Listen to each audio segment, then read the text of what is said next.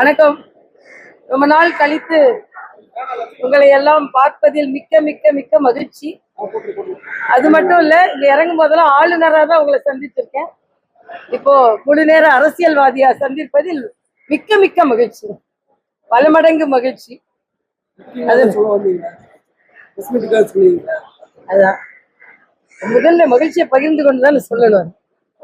அது மட்டும் இல்ல, இன்னைக்கு தேர்தல் சுமூகமாக நடந்து முடிந்திருக்கிறது. பெரிய தேர்தல் திருவிழாவை நடத்தி முடித்ததற்கு நாம் தேர்தல் ஆணையத்திற்கு பாராட்டை தெரிவிக்கின்ற அதே நேரத்தில் பல லட்சம் வாக்காளர்களின் வாக்குகள் மறுக்கப்பட்டிருக்கிறது என்பது மிக வேதனையான உண்மை. இதை தேர்தல் கமிஷன் சற்று தீவிரமாக எடுத்து பரிசீலனை செய்ய வேண்டும். நாம தேர்தல்ல இவங்க வாக்குகள் எல்லாம் இல்ல, பட்டியலில் இல்ல அப்படின்னு அதிகாரிகளுக்கு தொலைபேசியில் தொடர்பு கொண்டால் சில இடங்களில் வேறு இடத்தில் பாகத்துல இருந்தது, இல்லைன்னா அடுத்த தேர்தல்ல தான் சரி செய்ய முடியும் அப்படின்ற தகவல் உண்மையிலேயே நமக்கு வருத்தத்தை அளிக்கிறது. ஒரு தேர்தலில் வாக்களிப்பது என்பது அவர்களின் உரிமை. அந்த உரிமை அவர்கள் கையில் அடையாள அட்டை வைத்திருந்த போது கூட மறுக்கப்பட்டிருக்கிறது. கொத்து கொத்தாக வாக்காளர்கள் பெயர் நீக்கப்பட்டிருக்கிறது. இது இன்னும் கொஞ்சம் தீவிரமாக தேர்தல் ஆணையம் கண்காணித்திருக்க வேண்டும் என்பது எனது கருத்து. மாநில தேர்தல் ஆணையம் முற்றிலுமாக நகராட்சி ஊழியர்களிடம் சில பணிகளை கொடுத்ததனால் அவர்கள் அதை சரியாக சரிபார்க்க முடியவில்லை என்ற ஒரு தகவலும் வருகிறது. அதனால் இதை இன்னும் தீவிரமாக எடுத்திருக்க வேண்டும். ஒரு வாக்காளருக்கு வாக்குரிமை மறுக்கப்பட்டால் கூட அது ஜனநாயகத்தில் சரியில்லை என்பதுதான் எங்களது வாதம். மரியாதைக்குரிய பாரத பிரதமர் அவர்கள் இந்த நாட்டு மக்கள் அனைவருக்குமே ஒன்றிணைந்த வளர்ச்சி, அனைவருக்குமான வளர்ச்சி, அனைவருக்குமான திட்டம் என்பதுதான் அவரது தாரக மந்திரம். அதனால் அவர் என்றுமே சிறுபான்மை மக்களை வேறுமைப்படுத்தி பார்த்ததே கிடையாது. இன்னும் சொல்ல போனால் 10 கோடி இலவச கேஸ் இணைப்புகள் வழங்கியதில் குறிப்பிட்ட சதவீதம் இஸ்லாமிய சகோதர சகோதரிகளுக்கும் அது கிடைத்திருக்கிறது. அதே போல உடல் நலத்தை பாதுகாக்கும் ஆயுஷ்மான் என்ற பிரதமரின் மருத்துவ காப்பீடு திட்டத்தில் கூட எல்லோருமே தான் பலனடைந்திருக்கிறார்கள். இதில் இந்த மதத்தை சார்ந்தவர்கள் இந்த மதத்தை சார்ந்தவர்கள் என்று எந்த வேறுபாடும் கிடையாது.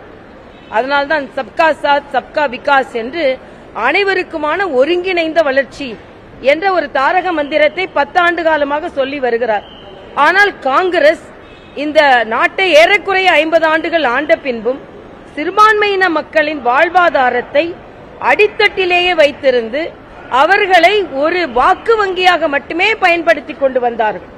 2006 பேசிய மன்மோகன் சிங் இந்த நாட்டின் சொத்தில் சிறுபான்மையினருக்கு முதல் உரிமை இருக்கிறது என்று பேச்சளவில் சொல்லிவிட்டு எந்த விதத்திலும் இப்படிப்பட்ட வேற்றுமையை அவர்கள் விதைத்துவிட்டு எந்த விதத்திலும் அவர்கள் முன்னேற்ற வேண்டும் என்று நினைக்கவே இல்லை. மரியாதைக்குரிய பாரத பிரதமர் அவர்கள் குறிப்பாக இஸ்லாமிய பெண்கள், ஏன் நாங்கள் போட்டி போட்ட தொகுதிகளில் கூட இஸ்லாமிய பெண்கள் முழு ஆதரவை தெரிவித்தார்கள். ஏனென்றால் அவர்களுக்கு முத்தலாக்கில் இருந்து விடுதலை கொடுக்கப்பட்டிருக்கிறது. பெண்ணுரிமை என்று பேசுகிறார்கள், இன்றைய அண்ணன் ஸ்டாலினும் பேசுகிறார். ஆனால் அவர்கள் ஆட்சி செய்த காலத்தில் பெண்கள் தனியாக ஹஜ் யாத்திரைக்கு போக முடியாது என்ற உரிமையை கூட மீட்டெடுக்க வேண்டும் என்று அவர்கள் நினைக்கவில்லை.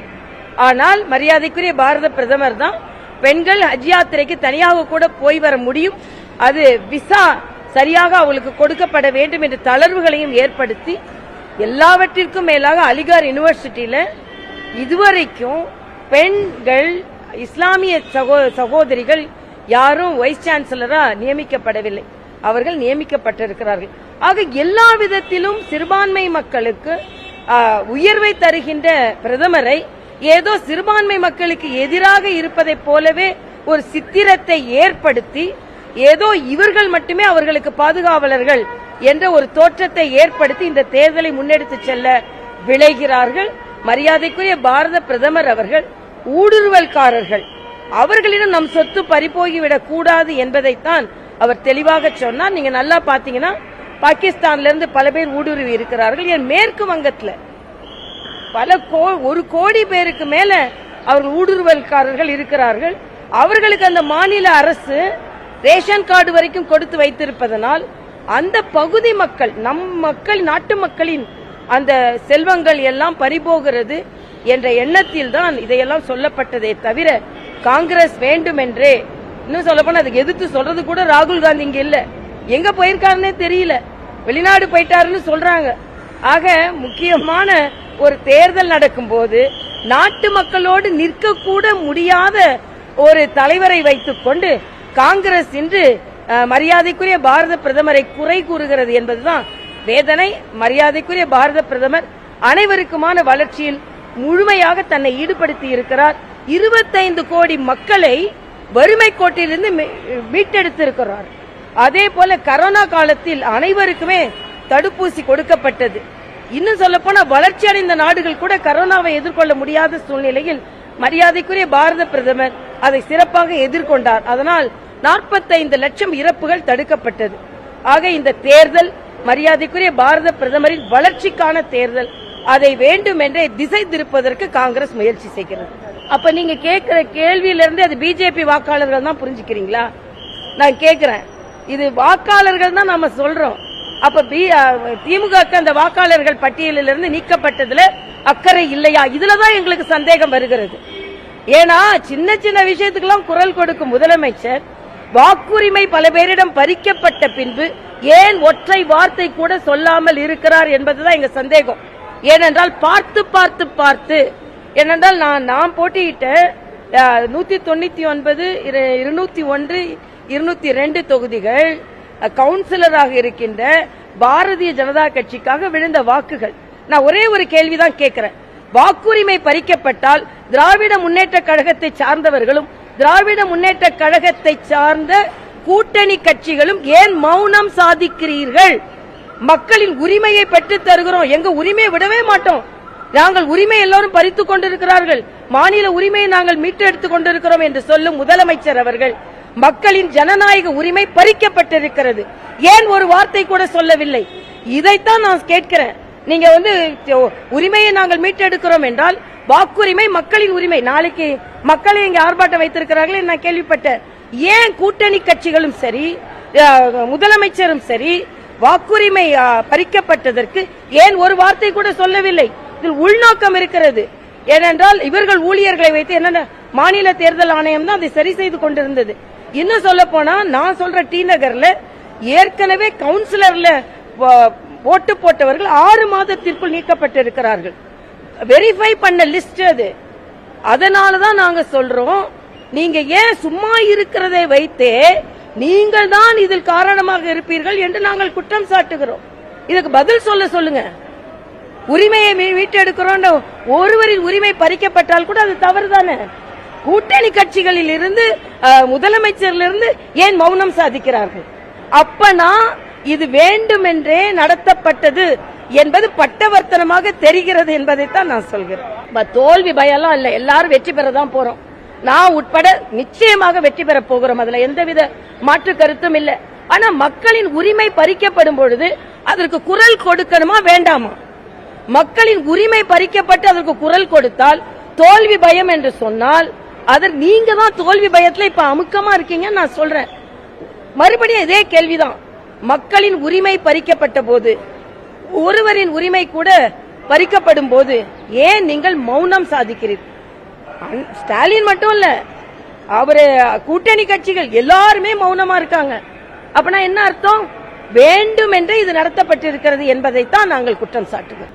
இல்ல நாங்க என்ன சொல்றோம்னா, நாங்க ஒரு தேசிய சக்தியாக மக்களுக்கு நல்லது நடக்க வேண்டும் என்று நாம மக்களுக்கு நல்ல திட்டங்களை கொண்டு வந்து நாம கொண்டு வரப்போகிறோம். ஆனா அவரு சகோதரர் தினகரன் அவர்கள் சொல்வதை போல வேறு தேசிய சக்திகள் எதுவும் உள்ள வந்துடக்கூடாது, நல்லது அவர்களுக்கு நடந்துவிடக் கூடாது என்பதற்காக சில இயக்கங்கள் ஒன்றாக இருந்திருக்கலாம். அது வாய்ப்பு இருக்கிறது. தமிழகத்தில் இதே மாதிரி நடந்திருக்கிறது இதற்கு முன்னாலேயும். நிச்சயமாக அவர்களுக்கு இன்னும் பல சலுகைகள் கொடுக்கப்பட வேண்டும். உயர்கல்வி படிக்கின்ற மருத்துவ மாணவர்கள், பிஜி ஸ்டூடெண்ட்ஸ்க்கு இன்னும் பல அழுத்தங்கள் தமிழகத்தில் இருக்கிறது. இவையெல்லாம் சரி செய்யப்பட வேண்டும். எல்லாத்துக்கும் மேல நாங்க டிபிடி கொடுக்கும்போது மரியாதைக்குரிய பாரத பிரதமர் நேரடி பண பரிவர்த்தனை மக்களுக்கு இருக்கணும்னு சொல்லும்போது அதை எல்லாரும் சொன்னாங்க. 2 நாட்களா தமிழ்நாட்டில் என்ன நடந்துகிட்டு இருக்கு? கஞ்சாக்கு அடிதடி, அதே மாதிரி ரேஷன் அரிசிக்கு அடிதடி. ஆக என்னதான் இங்க நடந்து கொண்டிருக்கு? அரசியல்லையும் அடிதடி, அரிசிக்கும் அடிதடினா என்ன அர்த்தம்? அதுல அரிசியை வாங்கி பாலிஷ் பண்ணி அதை மாவாக்கி அதை கடத்தல் செய்யறாங்க. அதுக்கு திராவிட முன்னேற்ற கழகத்தை சார்ந்தவர்கள் கூட்டு. அதே மாதிரி சாதிக்குள்ள இருந்தாலும் அவர் என்ன சாதிக்கணும்னு நினைச்சாரோ அது சாதிச்சுட்டாரு. நீங்க பாத்தீங்கன்னா எங்க பார்த்தாலும் போதை மருந்துகளால் சண்டை சச்சரவு, பொதுமக்கள் பாதிக்கப்படுகிறார்கள். கண்ணகி நகர்னு ஒரு இடம் இருக்கு, நான் போட்டி போட்ட தென் சென்னையில. ஒரு போதை ஆசாமி காவலர்களை அவர் அச்சுறுத்துகிறார். ஆக என்ன நடந்துட்டு இருக்கு தமிழ்நாட்டில்? எங்க போனாலும் போதை, எங்க போனாலும் கடத்தல். இங்க உள்ள அரசாங்கம் அதை சரி செய்யட்டும். அதை விட்டுவிட்டு நாங்க எப்ப பார்த்தாலும் மோடி அவர்களை நாங்க விமர்சனம் செய்வேன் என்று சொல்வது சரியல்ல என்பதை மக்கள் நன்றாக புரிந்து கொள்ள வேண்டும். அதெல்லாம் ஒண்ணு இல்லைங்க, எல்லாரும் இப்ப வெளிநாடுக்கு ஒருத்தர் போயிருக்காரு, அவர் என்ன டிஸ்டர்பன்ஸ்ல வெளிநாடு போயிட்டாரு? அவர் டிஸ்டர்ப்னா நாங்க களத்துல நின்னு பேசிட்டு இருக்காருங்க. மற்றவர்கள் தான் மென்டலி டிஸ்டர்ப்டு, அவர் ஒன்னும் இல்ல. அதனால அவரு தெளிவா இருக்காரு. உத்தரப்பிரதேசத்துல நம் சிறுபான்மையினர் மக்களுக்கு இவ்வளவு நல்லது செய்திருக்கிறேன்னு சொல்லும் போது ஏன் அது காதுல விழ மாட்டேன்? மரியாதைக்குரிய பாரத பிரதமர் மிக தெளிவாக இருக்கிறார். அவரை பொறுத்து கொள்ளாத வேணா மற்றபடி கலங்கி போயிருக்கலாம் என்பது எனது கருத்து. இல்ல, நான் அதுக்கு பதில் சொல்லிட்டேனே. அவர் அந்த உள்நோக்கத்துல பேசல. நம்ம நாட்டின் சொத்து ஏனென்றால் காங்கிரசின் தேர்தல் அறிக்கைக்கு எதிர்வினை ஆற்றியிருக்கிறார், அவ்வளவுதான். அவரோட கருத்து அவர் சொல்லல. இது ஏற்கனவே காங்கிரசின் பின்புலம் அப்படி இருக்கிறது. வாக்கு வங்கிக்காக அவர்கள் என்ன வேணாலும் செய்வார்கள் என்பதைத்தான் அவர் சொல்லி இருக்கிறாரே தவிர வேற என்ன சொல்ல. ஆமா, அந்த அளவுக்கு தான் அவங்களோட இருக்கு. அதாவது ஜெயில 2 சீஃப் மினிஸ்டர் இருப்பாங்க. பினராயி விஜயன் ராகுல் காந்தி கூட சண்டை போட்டுட்டு பிரியங்கா காந்தி ஏன் பினராயி விஜயனை ஏன் கைது செய்யலன்னு கேட்டுட்டு இருக்காங்க. இன்னொன்று, இங்கே உள்ள ஒரு அமைச்சரே சிறையில இருக்காரு, துறை இல்லாத அமைச்சர். அவருக்கு என்ன துறைன்னு அவரால் சிறைத்துறை கொடுத்திருக்காங்களான்னு எனக்கு தெரியாது. ஆக ஒரு சிறையில ஒரு அமைச்சர், சிறையில 2 முதலமைச்சர்கள், வெளிநாடுக்கு ஓடி போன ஒரு தலைவர், இவர்களை வைத்துக் கொண்டு இவர்கள் இண்டி கூட்டணி என்று பேசிக் கொண்டிருக்கிறார்கள். ஆனால் ஒட்டுமொத்தமாக நாட்டு மக்களுக்கு நல்லது செய்வதற்காக பாரத பிரதமரும் பாரதிய ஜனதா கட்சியும் தனது பிரச்சாரத்தை மேற்கொண்டிருக்கிறார்கள். மக்கள் அவர்களுக்கு வாய்ப்பளிப்பார்கள். ஸ்டாலின் வடநாட்டுக்கு போன ஒருவேளை ஹிந்தி எதிர்ப்பு, சனாதனம், இதெல்லாம் அவங்களோட சனாதனம் உடனே ஏற்றத்தாழ்வு. என்னோட ட்விட்டர்ல கூட என்ன கடுமையா விமர்சிக்கிறேன். தயவு செய்து நான் திருப்பி சொல்றேன், எங்களை போல வேற்றுமையை களைந்தவர்கள் யாரும் கிடையாது. ஆனா உங்க கட்சியில உங்க வாரிசுகளை தவிர வேறு யாராவது வந்துவிட முடியுமா? மறுபடியும் நான் ஒரு சவால் விடுகிறேன். இன்னைக்கு உதயநிதிக்கு கொடுத்திருக்கின்ற முக்கியத்துவம் மற்ற தொண்டர்களுக்கோ கடுமையாக உழைக்கக்கூடிய தொண்டர்களுக்கோ கிடைக்கிறதா என்பதுதான். அந்த உரிமையை மறுக்கப்படுகிறது. அங்கே ஏற்றத்தாழ்வு இருக்கிறது. ஆனால் எங்கள் கட்சியில் அப்படி இல்லை. யார் வேணாலும் தொண்டராக மாறலாம், யார் வேணாலும் தலைவர் ஆகலாம், யார் வேணாலும் ஆளுநர் ஆகலாம், ஒரு அரசியல்வாதி ஆகலாம். அதனால ஏற்றத்தாழ்வுகள் மறுபடியும் திருப்பியும் அதே கேள்விதான். ஸ்டாலின் ஏன் இந்து விழாக்களுக்கு வாழ்த்து சொல்ல மறுக்கிறார்? இதுல என்ன ஏற்றத்தாழ்வு? அதனால நீங்க தான் தோல்வி அடைந்த கூட்டணி. அதை இப்பொழுதே ஸ்டாலின் ஒத்துக்கொண்டு வெளியெல்லாம் போய் பிரச்சாரம் பண்ணி பிரயோஜனம் இல்ல அப்படின்னு சொல்லிட்டு என்னோட வீடியோல விஷயத்தை கக்கி கொண்டிருக்கிறார். நாம நினைச்சது சாப்பிட முடியாது, நம்மளோட நிலத்தெல்லாம் புடுங்குறாங்க, நாம நினைச்ச மொழியை பேச முடியாது. எங்க அப்படி இருக்கு? தமிழ்நாட்டில தான் அப்படி இருக்கு. தமிழ்நாட்டில் இந்த ஒரு மொழி படிக்க முடியும்னா தன்னோட வீட்டு குழந்தைகள், பணக்கார வீட்டு குழந்தைகள் ஒரு மொழி படிக்கலாம். ஆனா ஏழை குழந்தைகளுக்கு கிடையாது. நீட்டை கொண்டு வந்திருக்கிறார்கள். நீட் யார் கொண்டு வந்தது? உச்ச நீதிமன்றம் கொண்டு வந்தது. வந்தவுடனே முதல் கையெழுத்து போட்டு நீக்கிருக்க வேண்டியது தானே. நான் கேட்கிறேன் ஸ்டாலின், இன்னைக்கு நாம நீட்டை கொண்டு வந்திருக்கிறார்கள், திணிக்கிறார்கள் என்றால் முதல் கையெழுத்து போட்டு நீக்குவேன்னு சொன்னீங்களே, ஏன் போடல? முதல் கையெழுத்து போட்டிருக்க வேண்டியதானே. முதல் கையெழுத்து உச்ச நீதிமன்றத்தை எதிர்த்து போட்டா தலையெழுத்து எப்படி இருக்கு நீங்க பாத்திருப்பீங்க. நன்றி நன்றி நன்றி.